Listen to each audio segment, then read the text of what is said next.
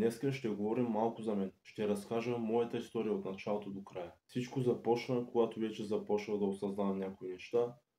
И това е в 4-ти клас. През колкото и трудности съм минал, няма да отрека, липсват ми старите моменти.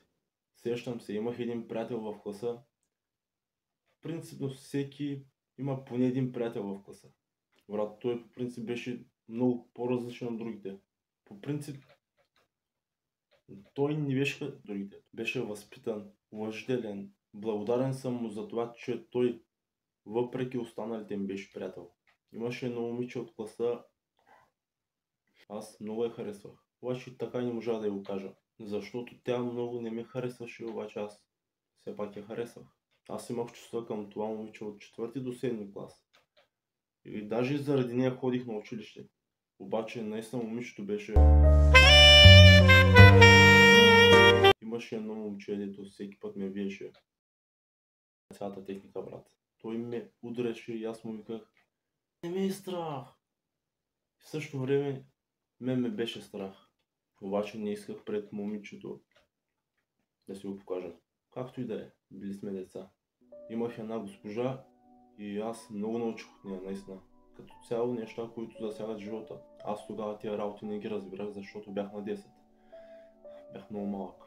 Искам малко повече да се застоим на тази тема, защото това е половината от детството ми. Тази госпожа ме научи на много работи. Даже си спомням, аз си взимах детски филмчета от вкъщи и ги пускахме на нейният лаптоп. Смятали сме, учили сме стихотворения. Даже повечето уроци ги учихме с детайли. Благодарение на нея аз участвах в един футболен турнир. Даже имам... този медал бях го спечелил от един футболен турнир, в който аз бях участвал, когато бях на 11.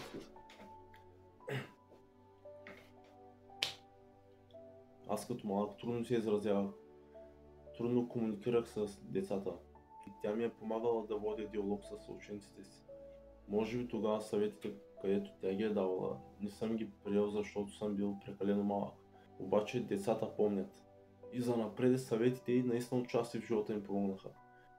И за това, че сте ме подкрепили като малък, ви благодаря, госпожо Стилянова. Вече бяха минали няколко години и аз се запознах с нови хора. Всеки ден се събирахме да играем футбол и беше наистина много забавно.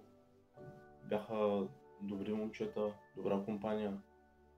Обаче дойде един ден, където пътищата ни се щиба майката, брат. Тогава аз преминах през много трудни периоди.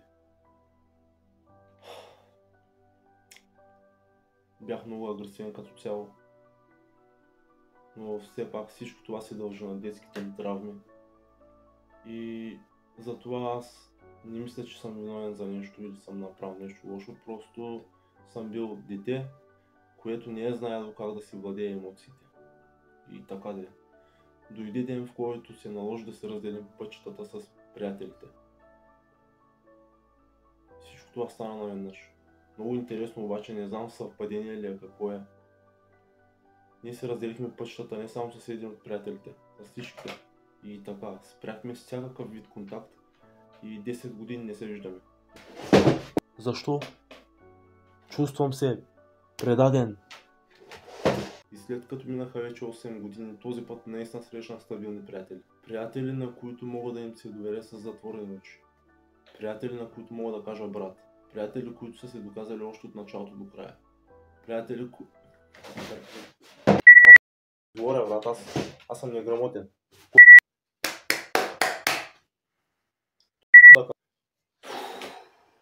Това беше като цяло, надявам се да сте харесали видеото. Опитах се да разкажа колкото се може повече, с повече подробности, обаче много не се сещам.